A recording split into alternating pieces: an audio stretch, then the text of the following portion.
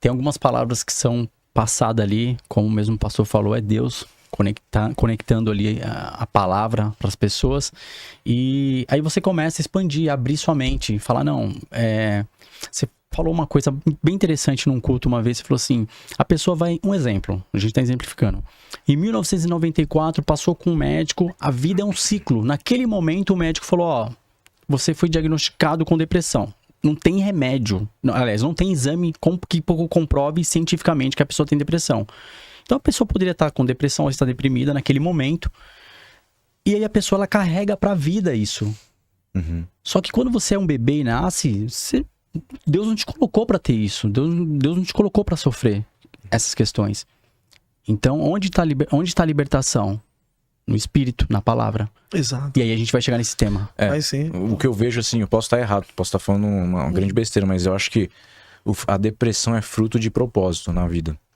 E muitas vezes as pessoas procuram a igreja porque elas estão num momento muito difícil e ela começa a direcionar a pessoa a encontrar o propósito dela, independente se é na igreja, se não é o trabalho que ela vai fazer.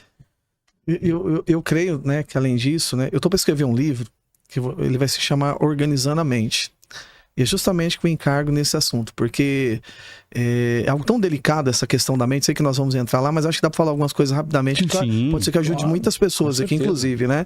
Porque assim, tudo na nossa vida é definido por imagens, né? O seu cérebro, por exemplo, funciona através de um comando dos seus olhos. Você está vendo aqui, então, por exemplo, o movimento que você vai fazer é um comando, imagens vão gerar um comando pro seu cérebro. Então, por exemplo, se eu jogar um objeto em você, você vai se defender. Mas se alguém gritar por trás assim, falar, corre, você primeiro vai correr e depois vai olhar porque correu. Tem muito disso, tem até pegadinhas assim, né? Corre, o cara correu, não sabe por que é. Mas por que ele correu? Como é que deu um comando? Como que o cérebro deu um comando agora sem uma imagem? A ciência já comprova isso, precisa de uma imagem para ele gerar um comportamento. Então, assim, aí a psicologia chama, não sou psicólogo, tá? Mas a psicologia chama isso de como se fossem pensamentos cognitivos. Na verdade, falsos pensamentos, né? Propriamente dito. Ele vai gerar uma imagem de algo que não existe. Por quê? Porque se você tivesse de olhar para ver o que é e entender o que está acontecendo, seu cérebro dá um comando, você é uma carreta de gente atropelado. Então o cérebro cria uma falsa imagem para, baseado nela, você ter uma decisão imediata. E por um lado isso é uma proteção. Agora, é o mesmo princípio para tudo na sua vida. Vou te contar. Jesus fala que se os seus olhos forem bons, todo o seu corpo será iluminado. Uma coisa interessante. A sua visão pode mudar o seu estado. As coisas que estão ao seu redor. Tudo é uma forma de nós enxergarmos as coisas, né? Então, quando a gente trata um assunto como esse, por exemplo, como depressão, Jesus diz assim, ó, basta cada dia o seu mal. A gente vive no futuro demais. Eu respeito todos os coaches, pelo amor de Deus, tenho muitos amigos. A gente vive na geração coach, visão. E eu concordo, temos que ter visão. Mas a grande questão é que muitas vezes a pessoa tem uma ideia errada do que é visão. Então elas estão muito mais no futuro do que desfrutando de um presente. Isso é um perigo. É um perigo, sabe por quê? Quando a gente era criança, a gente vestia a roupa do pai e da mãe, a gente queria ser adulto. Quando a gente se tornou adolescente, a gente achou que era adulto. Quando é jovem, não sabia muito bem o que era. Mas quando vira adulto, a gente quer segurar o tempo, porque o tempo tá passando. Eu tenho 41 anos de idade, e eu falei, meu Deus, 41, acho que agora vai passar mais rápido. Quero segurar o tempo agora. A gente quer acelerar demais. Aí Deus falou, vocês estão muito no futuro. Então as pessoas estão sempre com uma imagem do que ela quer ser lá. Conta uma história que 2 mulheres estavam num lugar muito bonito. E aí elas estavam fotografando. Ela pegou o celular e falou, uau, esse lugar aqui é muito bonito, eu preciso voltar aqui mais várias vezes. A amiga dela baixou o celular e falou assim, calma amiga, você tá aqui, desfruta. Então a gente às vezes está tão no futuro que esquece de viver o presente. Da mesma forma que as pessoas estão tão no futuro, quando esse futuro chega, ela já está pensando em outro futuro. Ela está só filmando e nem percebendo que esse é o momento. Por exemplo, hoje é o dia. Qual o melhor dia? Hoje. Agora. A gente está vivo, sentado, um olhando para o outro aqui. Mas aí a gente chama de visão, fica muito lá e não desfruta do hoje. Os filhos são pequenos, eu tenho 3 filhos. E aí quem é pai, mãe, tá nos assistindo sabe disso, né? A gente quer curtir aquele momento, mas daqui a pouco você quer que saia logo da fralda. Daqui a pouco você quer que já aprenda a tomar banho sozinho. Ainda mais quando tem 3 sequenciais, né? Você já quer que se arrumem sozinhos. Só que daqui a pouco eles estão grandes. E o tempo passou e você não viveu o presente. Então, ou a gente tá muito no passado, preso em remorso, ou tá muito no futuro, que chega e a gente nem desfruta dele e vai pensando em outro. Igual o filme Clique. Né? Sempre foi adiantando o tempo. Aquele controle só tinha um detalhe, não voltava. Mas ele ia pra frente. É exatamente como é a nossa vida. Não tem como voltar. Mas daqui pra frente a gente pode fazer muita coisa. Inclusive querer queimar etapas. E eu não recomendo que isso seja feito. Então, essa questão de pegar também, olhar para o futuro, acontece com os problemas, e a gente conclui aqui na questão da depressão.